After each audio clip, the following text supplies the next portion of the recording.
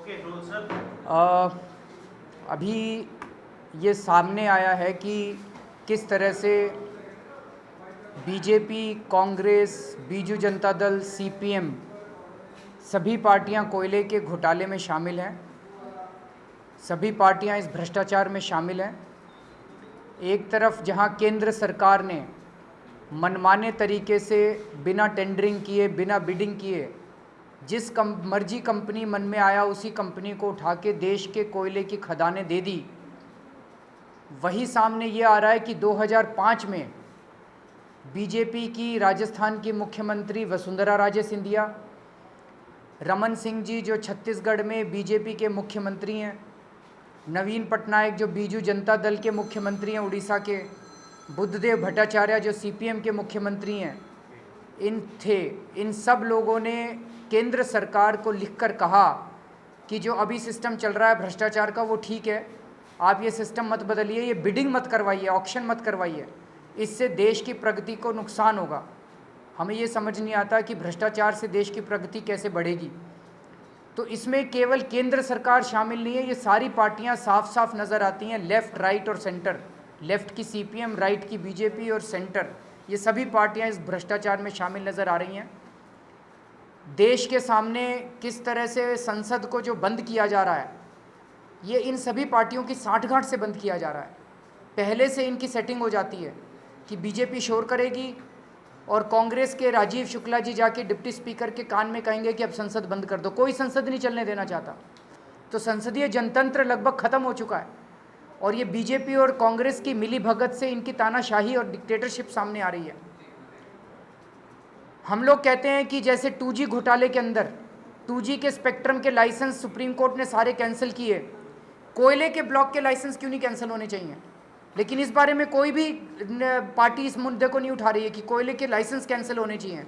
वो इस्तीफे की मांग कर रही है, उनको पता है इस्तीफा नहीं मिलने वाला। लेकिन कोयले के ब्लॉक के लाइसेंस कैंसिल होने चाहिए कोई पार्टी नहीं उठा रही, बिकॉज सारी पार्टियां उसमें शामिल है भ्रष्टाचार के अंदर। तो हम लोग इस संडे को, इस इतवार को जंतर मंतर पे एकत्रित होंगे 10 साढ़े 10 के बजे के करीब, और वहीं से हम लोग प्रधानमंत्री जी के घर में आधे 2 टीम बना के प्रधानमंत्री जी के घर की तरफ और नितिन गडकरी जी के घर का घेराव करने के लिए वहाँ से निकलेंगे, क्योंकि देश अब इस तरह का भ्रष्टाचार बर्दाश्त नहीं कर सकता। एक ही भ्रष्टाचार के अंदर ये 2 लाख करोड़ रुपए का मामला सामने आया है।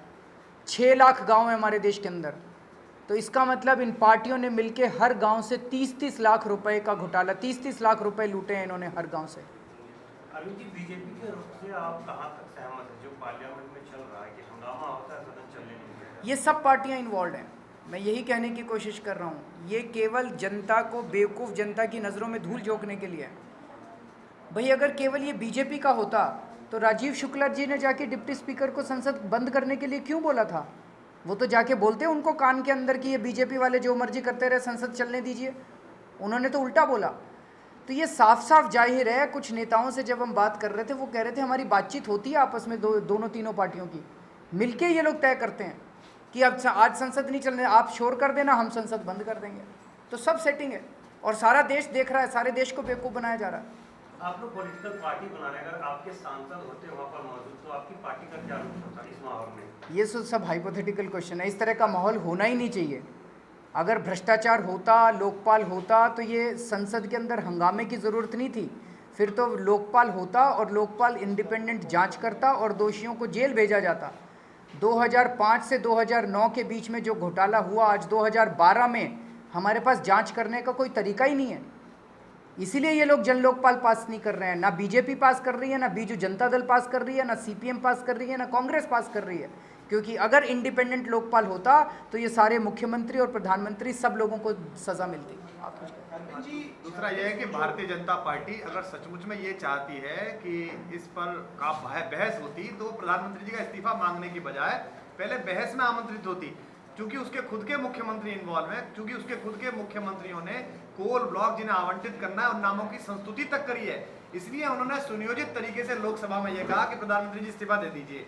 दूसरा, जो लोग ये कहते हैं कि इसमें बाकी पार्टियों का भी इन्वॉल्वमेंट है, उनको ये भी जानना चाहिए कि कोयला संघीय सूची का विषय है, इसलिए अगर केंद्र सरकार नीति बना देती तो किसी भी मुख्यमंत्री की संस्तुति को सिर्फ सुना जाता, उस पर अमल ना होता। इसलिए कहीं ना कहीं ये सारे इन्वॉल्व हैं और सदन को निरस्त कराने की योजना है, सदन को चलने ना देने की योजना है, ताकि कोयले का जो मूल सच है कि जिसमें सारी पार्टियां इन्वॉल्व हैं वो सामने ना आ जाए। लोग राज्यसभा में तो ये एक्सपोज हुआ राजीव शुक्ला जी के कान में कहने से, जिसे मीडिया के कैमरों ने कैच कर लिया।